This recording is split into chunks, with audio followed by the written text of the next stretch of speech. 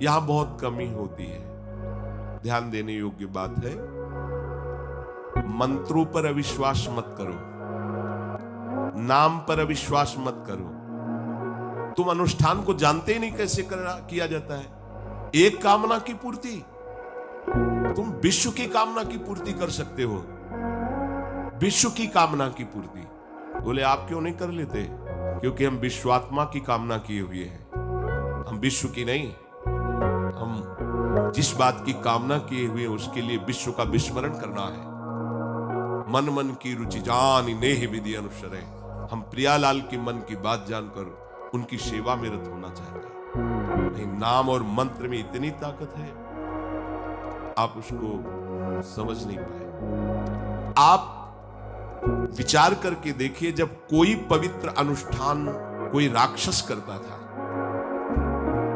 बहुत पहले से ही वो मदिरा त्याग देता था, मांस खाना त्याग देता था, दूसरे की निंदा करना त्याग देता था, अपवित्रता का त्याग कर देता। परम पवित्र ऋषियों की तरह होकर वो तब अनुष्ठान करता था। यद्यपि वो जगत विनाश के लिए अनुष्ठान होता, पर उसके लिए भी पवित्रता की ऐसी आवश्यकता थी।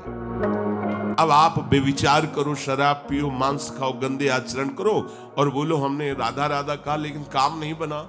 वो बोल रहे थे कि कितना भी बड़ा संकट हो, फिर बोल रहे हैं। अगर भयानक से भयानक विपत्ति को ऐसे न नष्ट कर दे तो बता देना, कृष्णाय वासुदेवाय हरे परमात्मने प्रणतः क्लेश नाशाय गोविंदाय नमो। इसका जप करो और जब तक तुम्हारा काम पूरा ना हो जाए ब्रह्मचर्य से रहो। झूठ मत बोलना, मदिरा मत पीना, मांस मत खाना, और ना काम हो जाए तो हमें बताना कि भारी से भारी विपत्ति का नाश करके भगवान श्री कृष्ण का आश्रय उसे ऊंचे उठा देगा, इस जगत की धरा से उठा देगा। विश्वास हो? आप मदिरा पियो, मांस खाओ, बेविचार करो, सोचो 1,00,000 2,00,000 महात्मा को दे देंगे, हमारी कामना पूर्ति हो जाएगी। बिल्कुल भूल में मत रहना। आपको संशय होता है नाम पे, संशय होता है मंत्रों पे, संशय होता है शास्त्र के विधान पर। आप चलते हो शास्त्र विधान से? कहां चलते हो? अरे हम जब कह रहे कोई राक्षस भी अनुष्ठान करता था तो वो इन नियमों का पालन करता था। इतना अनुष्ठान में कि मेघनाथ को पैरों से मार रहे हैं बंदर भालू, पर वो ना मंत्र छोड़ रहा है, ना हिल रहा है, ना उनकी तरफ देख रहा है। इतना सहनशील होना चाहिए अनुष्ठान के लिए। किसी कामना की पूर्ति के लिए सांगोपांग अनुष्ठान करो, भला कामना की पूर्ति ना हो जाए? नहीं, आप शास्त्रों में पढ़ के देखो, संतान उत्पत्ति के लिए कैसे व्रत, पयोव्रत का कैसे अनुष्ठान किया। पवित्र रह करके इतनी इतनी मात्रा में आहार लेना, इस मंत्र का जब भगवान गर्भ में आ गए, क्या चाहिए तुम्हें? भारी से भारी विपत्ति को दूर करने के लिए आर्त भाव से पुकारो भगवान को। तुम्हें धनी बनना है, अनुष्ठान कीजिए। हम कह रहे किसी विशेष मंत्र आदि की तरफ ना बढ़िए, बोलिए राधा राधा। क्या चाहिए आपको? कृष्ण कृष्ण बोलिए। सब मंत्रों का सार है नाम में, आप बोलिए तो नाम। पवित्र होइए, गंदे आचरण छोड़िए। क्या चाहिए आपको? भगवान का नाम जहां गूंजता है वहां ऐश्वर्य अपने आप चरणों में लौटता है। अब छल कपट करो, हिंसा करो, गंदे आचरण करो, सोचो हम बहुत बड़े धनी बन जाएं, तो दुष्कृति का फल दरिद्रता और दुख होता है। सुकृत का फल ऐश्वर्य और सुख होता है। अब लगाओ तुम कांटेदार वृक्ष और चाहो कि हमको रसीला फल प्राप्त हो, इसे मूर्खता ही कहते हैं। फिर दोष देता है काल, कर्म, ईश्वर को, शास्त्रों को, मंत्रों। अरे कुछ नहीं, नाम मंत्र। जरा सी भी अनुष्ठान में त्रुटि हो जाए तो उसका फल बदल जाता है। आप कहां अनुष्ठान कर रहे हैं? कौन सा अनुष्ठान कर रहे हैं? सबसे पहला नियम अनुष्ठान का होता है पवित्र आचरण, ब्रह्मचर्य, सत्यवाद, पवित्र भोजन, संयम से। कोई भी अनुष्ठान कर, किसी भी विषय का अनुष्ठान करके देखो, अभी हो जाएगा। ये तो हमसे नहीं होगा तो फिर आप बड़ी बड़ी कामनाएं करते हो, हवा में कामनाएं पूर्ण हो जाएंगी। किसी की भी काम, किसी का भी महाबली या तेजस्वी पुत्र पैदा हुआ, उसको देखो कैसे रहा है, उसके माता पिता कैसे आचरण किया है। 10,000 वर्ष तक भगवान श्री हरि में मन लगाकर निरंतर मंत्र जपने पर कश्यप और विंता जी ने भगवान गरुड़ जी को प्रकट किया। भगवान गरुड़ जी श्री हरि के वाहन, प्रथम पुत्र अरुण जी जो सूर्य के सामने बैठे हुए हैं, सारथी बने 10,000 वर्ष। करदम जी भारी तपस्या करके पत्नी प्राप्त कर रहे हैं, भगवान स्वयं कपिल देव जी के रूप में अवतार ले रहे हैं। बिना भजन के, बिना पवित्रता के, बस कामनाओं की पूर्ति, हवा में कामनाओं की पूर्ति हो जाएगी। मनमानी आचरण, कुछ नींबू काट दो, उसमें सिंदूर रख दो, या कलावा बांध दो, या अंगूठी बांध लो, या जंतर मंत्र बांध लो, भसम, इनसे कुछ होगा? कुछ नहीं होगा।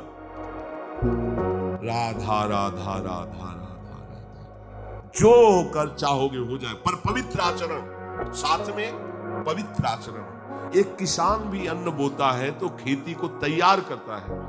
आपको अपने हृदय की भूमि तैयार करनी होगी। कामना पूर्ति के लिए ऐसे थोड़ी चला जाता है। देखो ना, ऐसे एक चपत लगा दी सुरुचि ने, क्योंकि उसकी रुचि के खिलाफ हुआ। जो पिता की गोद में बैठना चाहते थे, क्षत्रिय बालक माता के पास गए। उनका नाम सुनीति है। वो सुंदर नीति से चलती है, वो रुचि से चलती है। सुरुचि अपनी रुचि, और वो सुनीति सुंदर नीति से चलती है। माँ, पिताजी ने गोद में बैठाला नहीं, और माँ ने चपत लगा दी और कहा तू ऐसे कि गर्भ से प्रकट हुआ है, सिंहासन का अधिकारी नहीं। अगर तुझे सिंहासन पे बैठना है, जा तपस्या कर और मेरे गर्भ से प्रकट हो। तपस्या इस बात की कर कि मेरे गर्भ तब कहीं तू पिता की गोद में बैठ सकता है। बोले हाँ बेटा। महाराज तो मुझे दासी भी मानने के लिए तैयार नहीं है। बेटा, भगवान नारायण का जिसने आश्रय लिया उसकी कोई कामना अधूरी नहीं। जाओ, तुम भगवान श्री हरि का आश्रय लो, वही तुम्हारी कामना की पूर्ति करेंगे। मेरे में तो कोई सामर्थ्य नहीं, पर मैं आशीर्वाद देती हूँ। मेरा आशीर्वाद कवच की तरह तुम्हारी रक्षा करेगा। 5 वर्ष का बालक चला भगवान की प्राप्ति के लिए। वो प्रेम नहीं चाह रहे हैं, वो पद चाह रहे हैं। कैसे जीवन व्यतीत किया देखो 6 महीने की बात। बोले 6 महीने में, 6 महीने में एक छोटा सा बालक कितना कष्ट सह रहा है। 6 महीने तो बहुत समय हो गया। भगवान तो इससे भी बहुत करुणा में एक आर्त पुकार में उपस्थित हो जाते हैं। एक बार जिन नाम ली हित सो होए अति दीन। अगर कोई कामना नहीं है, केवल प्रभु के मिलन की चाह है और हृदय आर्त भाव से पुकार दे, तो दूसरा नाम नहीं लेना पड़ेगा। एक बार जिन नाम ली हित सो होए अति दीन, ताको संग न छाणहि ध्रुव अपनो करिए। ये महर्षि शेखरों के वचन है, कोई ऐसे मिथ्या वचन थोड़ी। श्वास को भी रोक लेते हैं। भगवान का जो मंत्र श्री देवर्षि नारद जी ने दिया, उसी का ध्यान करो। ऐसा पद मिला कि सप्त ऋषि परिक्रमा करते हैं। ना उनके पिता को मिला, ना उनके पितामह को मिला। इसके आगे तो है ही नहीं। वो तानपाद, महाराज मन, ब्रह्मा, ऐसा पद मिला कि किसी को पद नहीं मिला।